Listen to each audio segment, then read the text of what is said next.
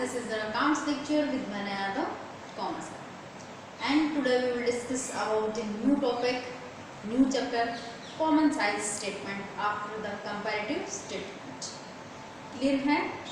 Comparative statement आपका clear हो चुका है. उसमें भी दो टाइप के कंपैरेटिव स्टेटमेंट आते हैं, comparative balance sheet and comparative profit and loss.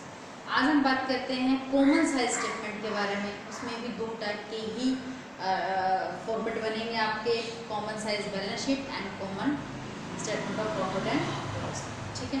So first of all हम डिस्कस करते हैं कि कॉमन साइज स्टेटमेंट होता क्या है, कंपैरेटिव के क्या ड्रॉबैक थी जिसकी वजह से हमें कॉमन साइज स्टेटमेंट की नीड हुई. ठीक है. तो कॉमन साइज स्टेटमेंट देख लीजिएगा कि common size statement in which individual figures are converted into percentage to some common basis. ठीक है. जो इंडिविजुअल फिगर्स होते हैं, इंडिविजुअल आइटम्स होते हैं, उनको हम परसेंटेज के अंदर कन्वर्ट करते हैं टू बेस एक कॉमन बेस, कॉमन बेस के ऊपर. ठीक है. किसी एक चीज को हम बेस बना लेते हैं और उस बेस के ऊपर जो इंडिविजुअल आइटम जो दी गई है, चाहे वो बैलेंस शीट के अंदर गिवन हो, चाहे वो बैलेंस शीट के अंदर गिवन हो, चाहे वो प्रॉफिट एंड लॉस अकाउंट के अंदर गिवन हो. Individual amount, all individual amount in balance sheet and all individual items in profit and loss account, उन सभी को एक कॉमन बेस से हम डिवाइड करके और परसेंटेज के अंदर क्या करते हैं, कन्वर्ट करते हैं. ठीक है. Common size statement. आप देखिएगा कि कॉमन साइज स्टेटमेंट के मेन पर्पस क्या है, कि कॉमन साइज स्टेटमेंट हम क्यों बनाते हैं. देख लीजिएगा कि provide a common base for comparison.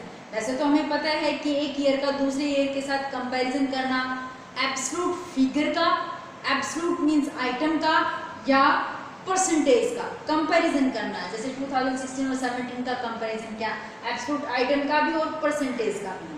ठीक है. ये तो हमने कहाँ किया था, ये तो हमने कंपैरेटिव स्टेटमेंट के अंदर भी किया था. तो फिर कॉमन में ऐसा क्या था कि कॉमन की जरूरत पड़ी हमें. देख लीजिएगा कि जो मेन और अहम पॉइंट है जो डिफरेंट करता है कॉमन को और कंपैरेटिव को, क्या है, वो है कि एक कॉमन बेस. ठीक है. To some common base. ठीक है. जो एक कॉमन बेस है, वहां हम कंपैरेटिव के अंदर क्या करते थे, कोई भी कॉमन बेस नहीं बनाया था, बेस से डिवाइड नहीं कर रहे थे हम. ठीक है. बेस से डिवाइड हम नहीं कर रहे थे. वहां हमने किया था C divided by A multiple bye 100. इस तरीके से हमने D निकाला था. इस तरीके से हम परसेंटेज कैलकुलेट करते थे. यहाँ पर हमें एब्सोल्यूट आइटम जो मिलेगी उसको एक कॉमन बेस से डिवाइड करेंगे. जैसे अगर हम एग्जांपल लेते हैं यहाँ पर कि शेयर कैपिटल का. अब अगर हम कॉमन बेस की बात करें कि वो कॉमन बेस क्या मिलेगा, कॉमन बेस मिलता है. जैसे क्या बैलेंस शीट के अंदर अगर हम कॉमन बेस रखते हैं, कौन सा कॉमन बेस, बैलेंस शीट के अंदर दो कॉमन बेस होंगे हमारे. तो क्योंकि दो साइड होती है बैलेंस शीट में, एक एसेट साइड और एक लायबिलिटी साइड. तो यहाँ पर all equity and liability, equity and liability को कॉमन बेस देंगे और यहाँ पर हम एसेट्स, टोटल एसेट्स को, टोटल इक्विटी एंड लायबिलिटी को बेस देंगे, यहाँ पर टोटल एसेट्स को. ठीक है. तो जो कॉमन साइज बैलेंस शीट होगी उस बैलेंस शीट के अंदर कॉमन बेस क्या होगा, टोटल एसेट्स एंड लायबिलिटी और एसेट्स. ठीक है. दैट मींस एसेट्स और लायबिलिटी, हमें पता है कि जो एसेट्स और लायबिलिटी क्या होती हैं, इक्वल होती हैं. तो एसेट्स और लायबिलिटी को हम एक कॉमन बेस देंगे. एग्जांपल के लिए अगर मैं बताती हूँ कि अगर हम शेयर कैपिटल की परसेंटेज निकालते हैं, किसकी, शेयर कैपिटल की, शेयर कैपिटल की परसेंटेज अगर हम निकालेंगे, ठीक है, सपोज कीजिएगा कि 2016 के अगर हम निकालते तो 16 में शेयर कैपिटल है हमारे पास 10 लाख. उसको हम डिवाइड करेंगे लायबिलिटी से. कॉमन बेस देना है ना हमने. बेस क्या देंगे, बेस मान लिया अगर टोटल एसेट्स या टोटल लायबिलिटी अगर हम लेते हैं तो वो है हमारे पास 50 लाख. ठीक है. Multiple bye 100. ठीक है. तो इस तरीके से परसेंटेज निकलेगी. जो कॉमन बेस हमने देना है, अगर हम format of common size balance sheet की अगर हम बात करते हैं, बैलेंस शीट में अगर हमने बेस देना है तो बैलेंस शीट में जो बेस दिया जाएगा वो या तो टोटल लायबिलिटी को दिया जाएगा या फिर टोटल एसेट्स को दिया जाएगा. लायबिलिटी और एसेट्स को दोनों इक्वली होती है ना. ठीक है. तो यहाँ पर कॉमन बेस अगर हमने शेयर कैपिटल की परसेंटेज निकाली इस ईयर की या फिर इस ईयर की, तो शेयर कैपिटल जितनी, देखो जैसा मैंने यहाँ पर करके आपको दिखाया. तो कॉमन बेस क्या दिया हमने, या तो टोटल एसेट्स या टोटल लायबिलिटी. होती तो दोनों इक्वली है. ठीक है. अब हम बात करते हैं प्रॉफिट एंड लॉस के अंदर. ठीक है. अब हम बात करते हैं प्रॉफिट एंड लॉस के अंदर। तो प्रॉफिट एंड लॉस के अंदर कॉमन बेस किस तरीके से देंगे, देखिए प्रॉफिट एंड लॉस स्टेटमेंट और प्रॉफिट एंड लॉस के अंदर जो कॉमन बेस जाएगा, कॉमन बेस जो दिया जाएगा वो दिया जाएगा रेवेन्यू फ्रॉम ऑपरेशंस।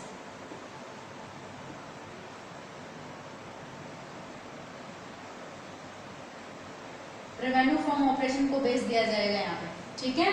अब जैसे अगर हम बात करते हैं कि अगर हमने expenditure cost of material consume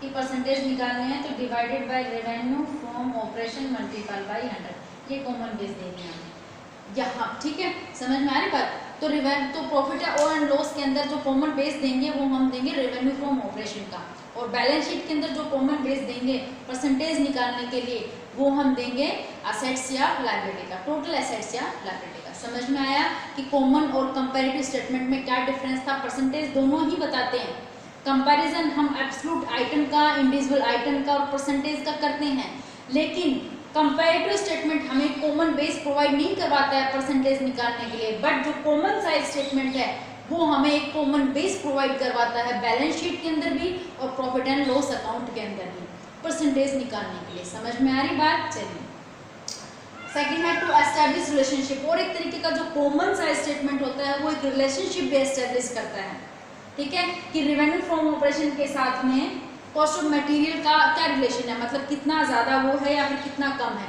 तो इस तरीके का रिलेशनशिप, ठीक है।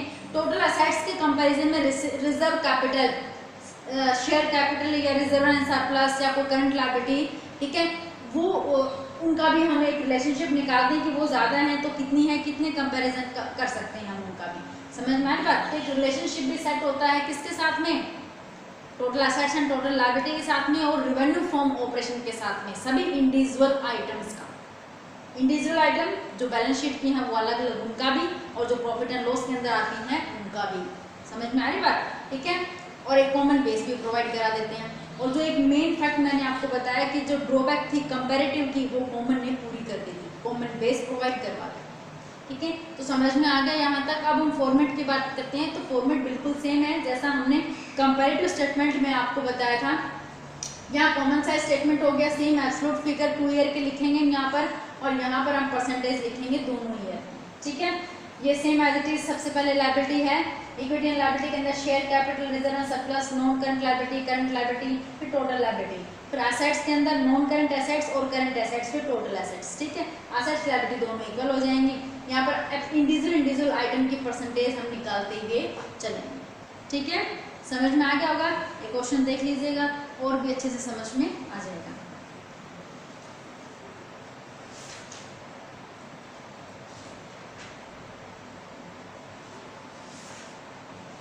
तो आपकी बुक के हिसाब से हम क्वेश्चन उठा लेते हैं। क्वेश्चन नंबर फर्स्ट में equity and share capital given है। Oxford limited was in the business of manufacturing motor bikes. It decided to provide hearing aids and tricycles free of the cost of physically challenged peoples को दिया है हमने।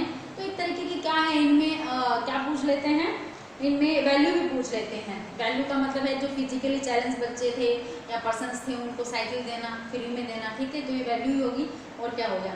उसके बाद में दिया गया इक्विटी एंड शेयर कैपिटल आपकी देगी है 16 लाख और 16 लाख दोनों साल की, ठीक है।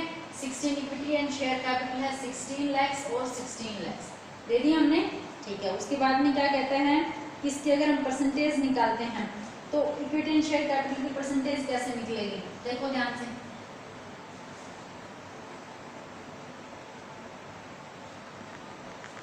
तो 16 इक्विटी शेयर कैपिटल की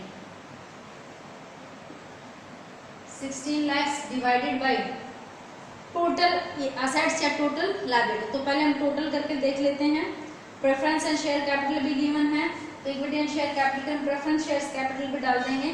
share capital plus preference share capital दोनों ऐड कर देंगे तो कितना हो जाएगा 16 होती और ये हो जाएगी 18 और 18 लाख, ठीक है। 18 लाख। देखो यहाँ पर जो शेयर कैपिटल है दो टाइप की होती है, प्रेफरेंस शेयर कैपिटल और इक्विटी शेयर कैपिटल, दोनों का ऐड कर दिया तो शेयर कैपिटल बन गई, ठीक है। 16 + 2 18, ठीक है। रिजर्व एंड सरप्लस भी गिवन है 5 5,40,000, 5,40,000 के इधर हैं और 4 लाख के इधर हैं, ठीक है। हाँ जी, जनरल सरप्लस हो गया और नॉन करंट लायबिलिटीज भी हैं, करंट लायबिलिटी भी गिवन है, ठीक है। चलिए, तो general surplus non current liability भी गिवन है 14 लाख और 14 एंड 14, तो नॉन करंट लायबिलिटी है 14 लाख और इधर गिवन थे 17 में 14 लाख 14, ठीक है। अब नॉन करंट लायबिलिटीज है हमारे पास, करंट लायबिलिटी है 4 लाख की, करंट लायबिलिटी 4 लाख और 7,20,000 की, ठीक है। अब इनको हम क्या कर देंगे, सारी की सारी लायबिलिटी हमने लिख ली है, लायबिलिटी लिख ली है, तो ये आता है हमारे तो 40 लाख आता है, ये हमारा 45 लाख आता है, क्लियर हो गया। टोटल लायबिलिटी आ गई हमारे पास, टोटल लायबिलिटी हमारे पास ये आएगी, ठीक है। अब अगर हम शेयर्स कैपिटल की परसेंटेज निकालते हैं, तो शेयर कैपिटल की परसेंटेज हमने कितनी निकाली, शेयर कैपिटल कितनी थी 16 + 2 दैट मीन्स 18, कितनी थी 18, ठीक है, कि 18 लाख डिवाइडेड बाय कितना टोटल एसेट्स है, total liability, common base, base देखो कितना है, इसी साल का निकाले थे, इस साल का बेस है 40 लाख का, ठीक है, मल्टीपल बाई 100, ठीक है। जो भी परसेंटेज आती है हमारी 45% आई है, तो ये हमारी इसी साल की आई है, वो भी शेयर कैपिटल की 45%, तो 2017 के हम अलग से निकालेंगे, वही सेम 18 डिवाइडेड बाई 45, देखो 17 की जो टोटल लायबिलिटी कितनी आई 45 लाख की आई, तो 40 नहीं करेंगे यहाँ पर हम कर देंगे 45, समझ में आई बात। तो 45 अगर हमने कर दिया तो ये आया है हमारे पास 40%, तो इस साल की 40%, तो सिर्फ और सिर्फ मैंने शेयर कैपिटल की परसेंटेज यहाँ पर निकाली है कि शेयर कैपिटल जिसके अंदर इक्विटी शेयर कैपिटल और प्रेफरेंस शेयर कैपिटल दोनों ऐड है, 18 लाख इस साल की थी, 18 लाख इस साल की थी, ठीक है। अब 18 लाख डिवाइडेड बाई 40, देखो ये शेयर कैपिटल 2000 हमने 17 की निकाली है, अब 2016 की वैसे तो निकाल दी हमने, 80 डिवाइडेड बाई 40 मल्टीपल बाई 100 और 45%, ठीक है, और ये आई थी हमारे पास 40%, समझ में आ रही बात, ठीक है। तो ये 16 की है, क्यों, क्योंकि 16 में जो टोटल लायबिलिटी थी वो 45 थी, तो कॉमन बेस हमने इसको दे दिया, ठीक है, और ये 17 में और 16 में थी, ये हमारे पास 40 थी, तो कॉमन बेस हमने देना है टोटल इनका, जब इस साल का निकालेंगे तो कॉमन बेस ये रहेगा, इस साल का निकालेंगे तो कॉमन बेस ये रहेगा, ठीक है। तो कॉमन बेस यहाँ पर टोटल एसेट्स का, टोटल लायबिलिटी का, हमें पता है कि वो दोनों क्या होती हैं, इक्वल, ठीक है। इस तरीके से रिजर्व एंड सरप्लस की भी हम परसेंटेज निकालेंगे, नॉन करंट लायबिलिटी की भी और करंट लायबिलिटी की भी, इनको कॉमन बेस, जब इस साल की का निकालेंगे तो इसको कॉमन बेस देंगे, जब 2017 की परसेंटेज निकालेंगे तो हम 45 को कॉमन बेस देंगे, क्लियर हो गया। कोई दिक्कत वाली बात ही नहीं है, समझ में आएगा और डेफिनेटली आएगा, सिंपल सा चैप्टर है, ठीक है। तो इस तरीके से क्वेश्चन है आपके, 3 क्वेश्चन है, कोई बड़ी बात नहीं है, आराम से क्वेश्चन आपके हो जाएंगे, ठीक है। अब हम बात करते हैं प्रॉफिट एंड लॉस की, format of common size of balance sheet, यहाँ पर आप लिख देते हैं profit and loss, profit and loss, statement of profit and loss, ठीक है। तो प्रॉफिट एंड लॉस में ये जो डाटा है ये हमारे चेंज होते हैं,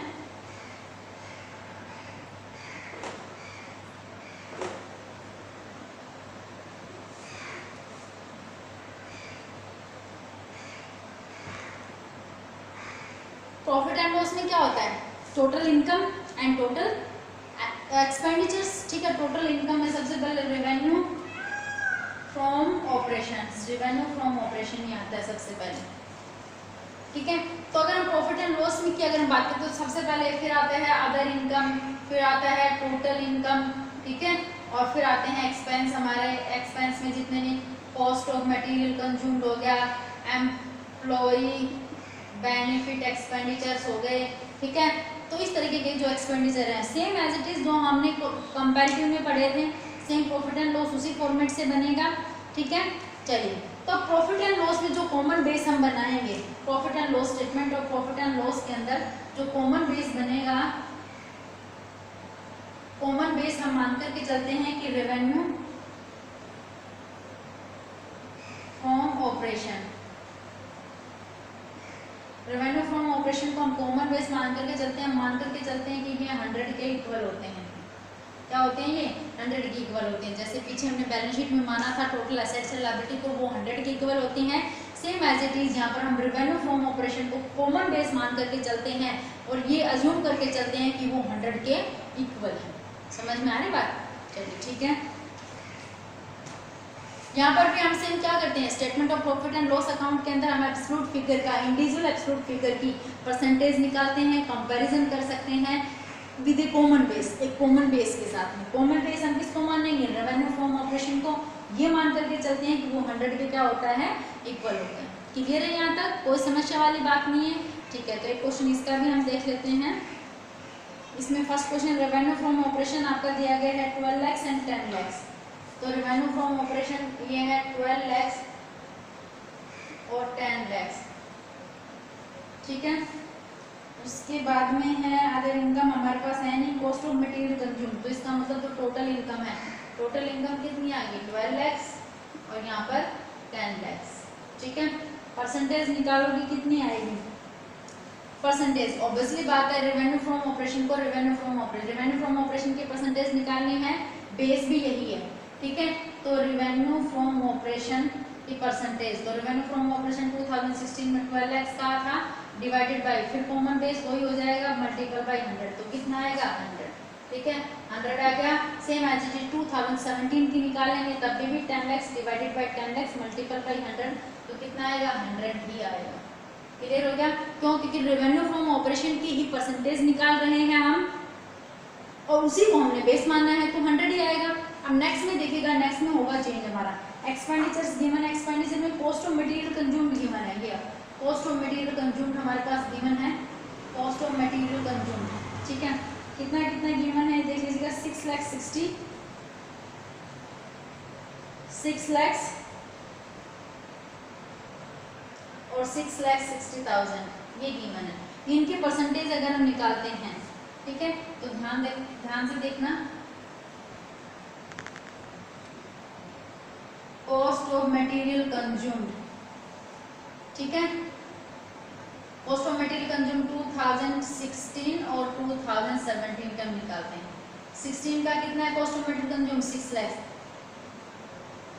और ये है 6,60,000, ठीक है, divided by common base means revenue from operation 12 lakh, ठीक है। इसका कॉमन बेस कितना है 10 लाख, ठीक है, मल्टीपल बाय 100, जो परसेंटेज आएगी वो हम लिख देंगे। सेम एज इट इज अगला जो एक्सपेंडिचर हमारे पास गिवन है एम्प्लॉय बेनिफिट एक्सपेंडिचर, उसकी भी हम एज इट इज परसेंटेज निकालेंगे, किसको बेस मान करके, रेवेन्यू फ्रॉम ऑपरेशन को बेस मान करके, ठीक है। क्लियर हो गया?